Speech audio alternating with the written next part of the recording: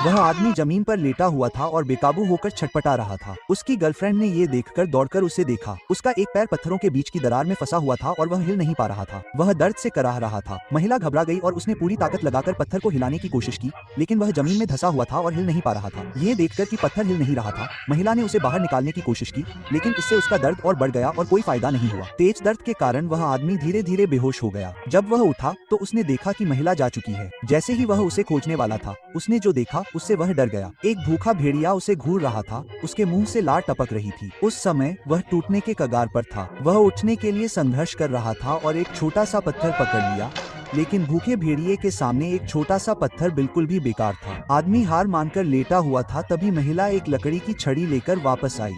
भेड़िए ने उसे देखा तो तुरंत मुड़ा और भाग गया। पता चला कि महिला चट्टान को खोलने के लिए लकड़ी ढूंढने गई थी। हालांकि यह विचार बिल्कुल मूर्खतापूर्ण था, फिर भी उसने लकड़ी को दरार में फंसाया और पूरी ताकत से धक्का देने की कोशिश की।